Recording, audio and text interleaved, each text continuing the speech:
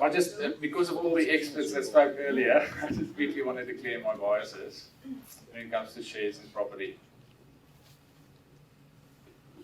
I own both, I like both, and I'm very happy for my clients to have both. And I think in a financial planning world, that's something you don't get often, because planners tend to be pushing the one barrel or the other.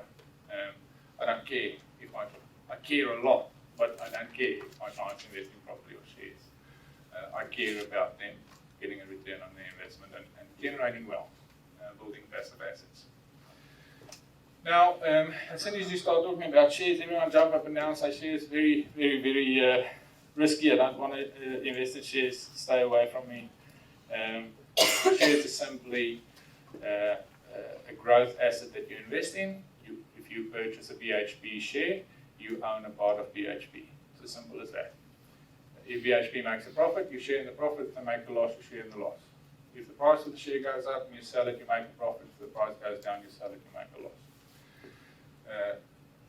The thing is with, and I think the experts will agree with me, with any asset that you buy, you are always gonna have the cycles of assets going up and down, property and shares.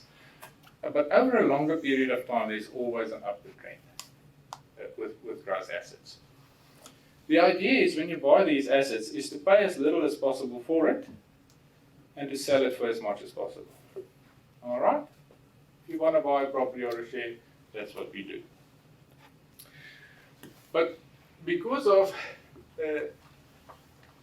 this investment cycle, as soon as markets, property or shares, I'm going to talk about shares, as soon as markets start going up, we're moving to this world where there's this feeling of euphoria. And life is beautiful and we're making a lot of money. Gimme, I want a part of it. What do? We buy. Yeah? Because of that feeling of excitement. And then 2 months later, markets do what they were designed to do and supposed to do, and they start going down, and we start to get worried about this investment that I made, we start to panic. And around here we say, I should never have bought this property, I should never have bought this share. And here we sell, because we're scared we're going to lose all our money. We can't help doing that, by the way. That's the way we were created. We have emotions. So this emotion on top is called... No, the emotion is called greed. Gimme, I want. Gimme, I'm greedy, I'm excited, I want, because everyone's making money, so I want to make money too. And when markets are down there, I sell because of the emotion of fear. So the younger people say, mate, there's no such thing as greed anymore. This is FOMO, fear of missing out on what everyone else is getting. So when we invest in shares, we do the total opposite of what we should be doing. I want to buy the share when it's as low as possible and sell it for as much as possible. But because of this feeling of euphoria, we buy.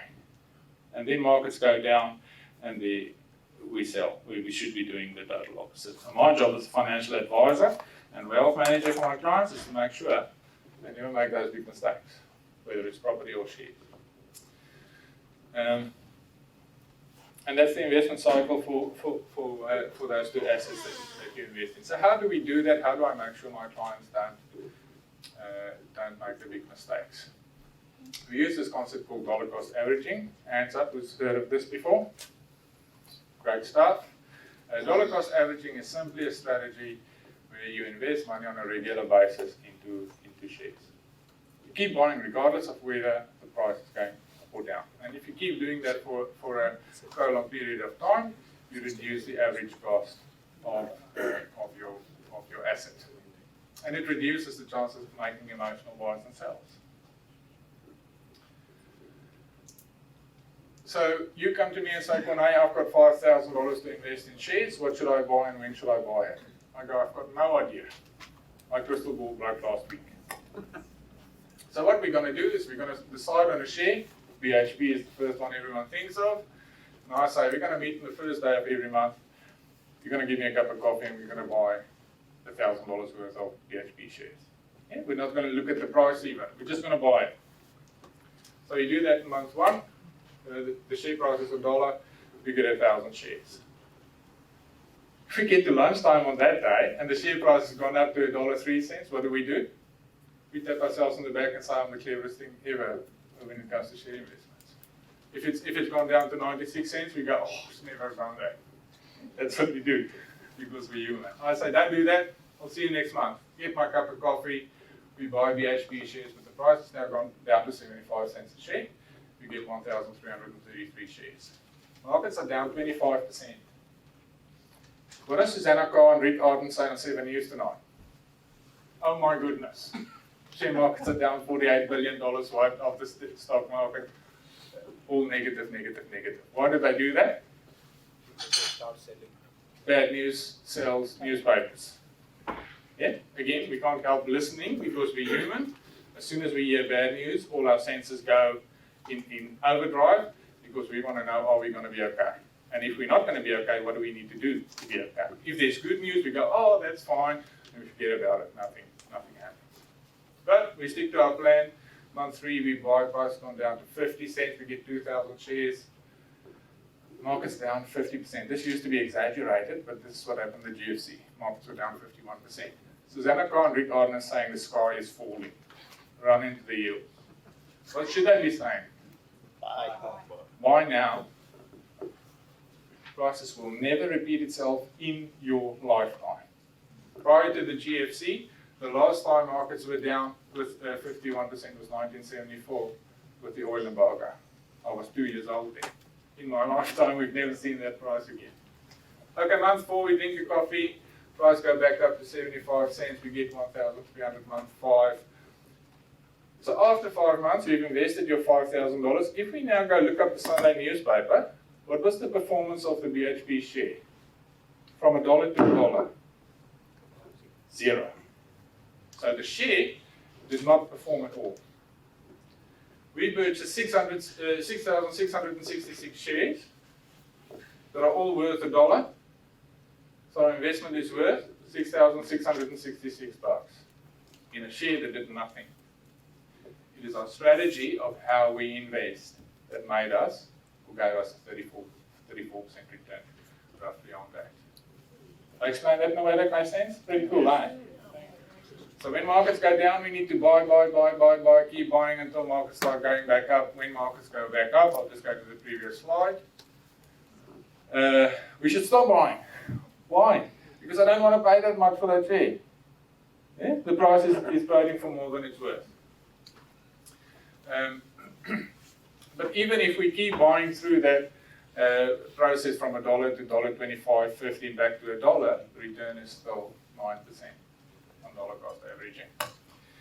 The other big mistake a lot of people make when it comes to shares is, spoke to a mate, played golf with him a couple of weeks ago. I bought an A2 share for $2 a share, he said. I said, well, great stuff. This share is now worth $11 a share.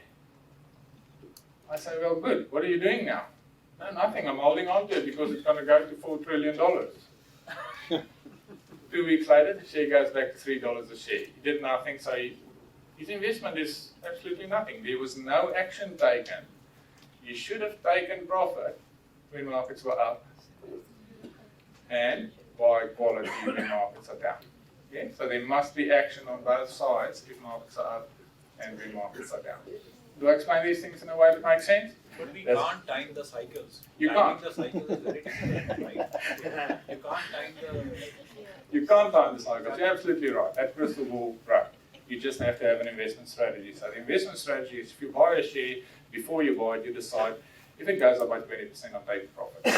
And stick to that strategy. That's the most important thing. Don't wait for it to go up to 30, because it might never get there. Does it make sense? But you have to have that action and that strategy to either sell or buy when you invest. How we mess up investments in shares and basically investment in anything. We say to our clients, don't mess it up. I'll help you not to do it. There's the acronym. But please, don't listen to Rick Arden and Susanna Carr. Don't take your investment advice from the media. Please. Okay. I get so irritated in the COVID in March 2020, markets went down, markets were down about 37%. Come on the news and the reporter says, what this means for you today is that if you've just lost $100,000 in super. And everyone gets upset and they call me tomorrow and say, oh, I lost $100,000 in my super. I don't have time, it's crap, you've lost nothing. If you didn't sell, I didn't sell anything, so you cannot lose. Yeah? So don't listen to the media. Emotional decisions. Don't make emotional decisions based on greed and fear. Short-term focus. So I didn't talk earlier about the magic pill. I'm going to take my inheritance of $100,000, I'm going to buy BHP and I'm going to sell this bad boy in 11 months and I'm going to retire and live in Bali for the rest of my life. It's not going to happen in 11 months. If you want to invest in shares and you're serious about a share investment, you need to look at that at least 3 years to 5 years as an investment time frame. Single issues, people are focused on that, and because of that they act on the investment strategy. Mad Blad pulled out the guns, that's a single issue, markets went down, and they sell. Illiquidity just means that you don't have enough money, you don't have your emergency funds, which is very important in investment in shares. If things go wrong, you don't want to go sell your shares to back up your cash flow. You need to have some sort of an emergency fund. Timing is a big one. Kunai, I've got 5,000, what should I buy and when should I buy? I don't know. Trying and time the market's a frivolous exercise. There's no way we don't know if markets are up or down. Time in the market is much more important than timing the market. When you're under-diversified, all the eggs in one basket, I put my inheritance in BHP and start praying. That's not a good idea. Only invest in shares. Not a good idea. Have property as a backup, have bonds as a backup, and diversify your portfolio. And don't chase performance. Don't chase performance. No fund manager in any stock exchange in the world can consistently outperform the market. My battery's flat. Yeah, I'll check the battery. Okay. I don't want to mess up my...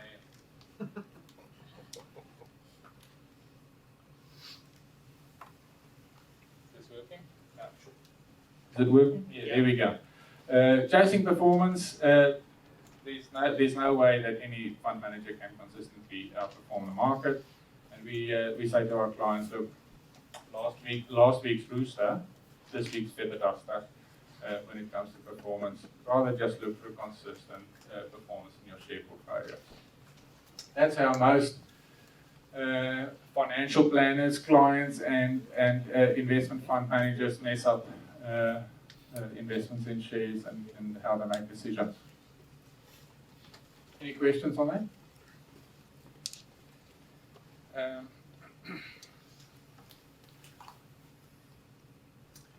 Our investment strategy is called, I call it CARE. I like my acronyms. With the CARE investments, we invest around 60% of our clients' funds in core investments. We invest the whole world and every sector and industry we can get our hands on. Aussie shares, international shares, bonds, cash, international bonds, property, gold, everything we can get our hands on. And we keep those shares through the good, the bad, and the ugly of the market cycles. And we don't get our active investments where we are a little bit more focused, just trying to smooth out the ride of the investment funds or the investment markets. We'll invest around 15 to 20% in active investments. The reserves are a portfolio of cash and fixed interest, where we park money, take the risk off the table. Now we park that money because the funds will pay tax. So we don't want to go sell our portfolio when it's down to pay tax. You pay fees for these fund managers to manage the money. We park all of that in the cash and in the reserves portfolio. Also for our clients who are in full retirement, we park 4 years worth of income in a reserves fund. So if your income need is $60,000 in retirement, we'll park $240,000 in your reserves fund and invest the rest. So that when markets are down, our clients don't have to worry about where's the money going to come from to pay my bills. And then the enhanced returns is where we try and get snazzy and invest in direct shares in Aussie and international shares, blue chip companies, top 30. So we'll have in the international portfolio Amazon, Microsoft, 3M, Johnson & Johnson, Illinois Toolworks, it's like the Bunnings in the US. Like I said, top 30 shares. So by doing that, we kind of spread our risk and make sure our clients don't mess up their investments. If you invest in shares, I think there's only 3 ways to lose money. The first one is when markets go down, you panic and you sell. You take action. If you sell your shares when markets are down, you lose money. The second reason is you have to sell because you don't have enough backup or cash reserves, and sell in a market that's down, then you lose money. And if you don't have, or if you have all your eggs in one basket, that basket falls over, you lose a lot of money. If you don't make those 3 mistakes, you cannot lose money in share investments. And with the care investment portfolios, we basically put the portfolios together in such a way that our clients never have to panic, never have to sell, and they are definitely not under-diversified in their share portfolios. One question, do you recommend to invest direct in shares or ETFs where you have Vanguard and BlackRock? Great question. We let's just go back one slide. In the core investment portfolios, in the active investment portfolios, we use a lot of ETFs simply because it's cheaper. Yeah, and you have so many options in exchange traded funds. Does everyone know what an exchange traded fund is? Do I have to explain that? I'll draw a quick picture. Can you just hold it for me, please? I'll show this now. Let's say you wanted to invest in the 4 banks, so you want to buy shares, you invest in the 4 banks. Is it back on again?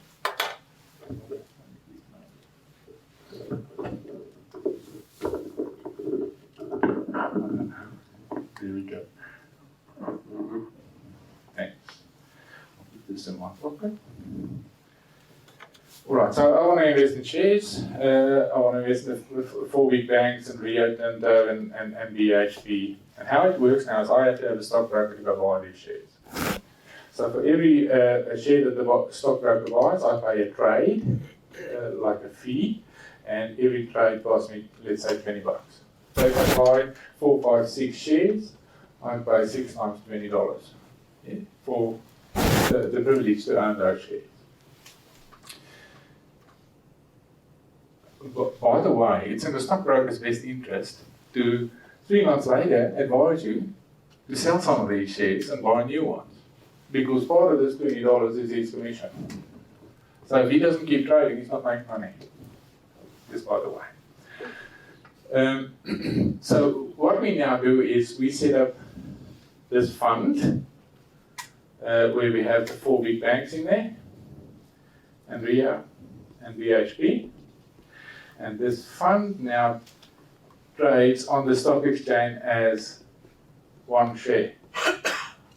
So if I now go buy this exchange traded fund, ETF, I only buy 1 share and only pay 1 brokerage.